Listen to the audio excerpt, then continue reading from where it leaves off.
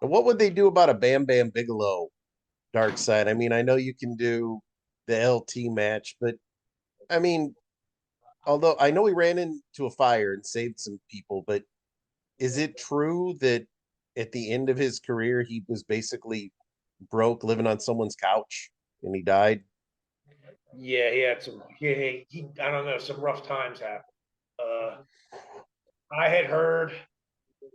I had heard it was about him being on a motorcycle and his girlfriend was on the back of it and she died. And he did something happened. I don't know if it had to do with drugs or drinking, but they were, pretty much saying he was accountable for what happened. And having that on your shoulders probably didn't give him too much leeway to figure out what to do. So he took the easy way out, and I think he done himself. I'm gonna. That's what I, Yeah, I don't remember how he died. How do you think? And this is a weird question because he was a superstar in Japan. Then he was a WWE superstar. Then he went back to Japan. Then he went back. He had like three runs with WWE main event runs. He had the big run in ECW, all those runs in Japan. How do you think he ended up broke?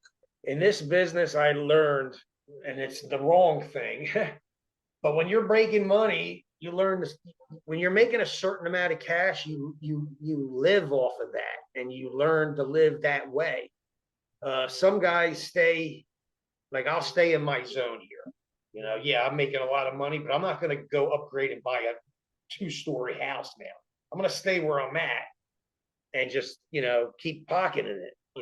But every a lot of other people. I mean, I'm not. I'm guilty as much as everybody else. I mean, it seems like the more money that comes in, the more money you spend.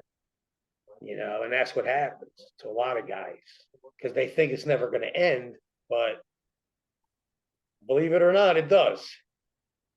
Well, I've got him up, and it says Bam Bam Bigelow's girlfriend found him dead in his home on January 19th. Oh, we just passed that anniversary, 2017. 45 years old. Autopsy found his death was due to multiple drugs, including toxic levels of cocaine and benzos, which, anti-anxiety drugs. Apparently, he also had cardiovascular disease.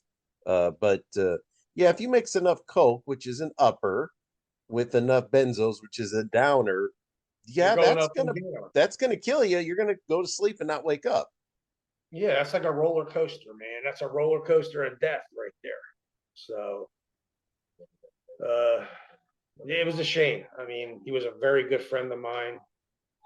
Uh, he was one of my brothers, man. He went to the same school I went to. So he was on my first trip to Japan.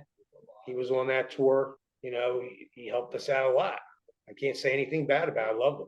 He was a great One guy. of the Probably one of, if not the best big man, moonsaults, cartwheels. I mean, just he moved like a 200 pounder and he was probably over four, and it was not 400 of muscle.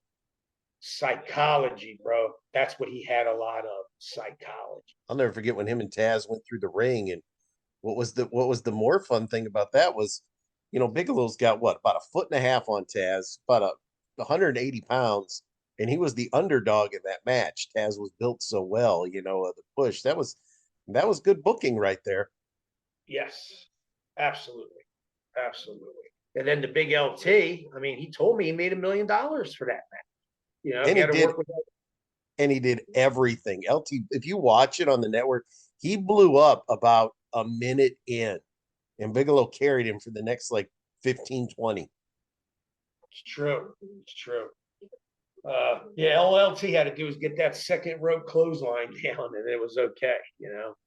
I remember Bammer was talking about it because they had to get LT in a wrestler, so they had to get him prepared for that, especially to WrestleMania. So they couldn't have any fuck ups. No, they were So the main event. yeah, so I mean, like I said, Bammer told me he made $1 million cash on that show, on that one show. So putting LT over, he didn't care, one bit. No, I wouldn't either. Didn't he pay me?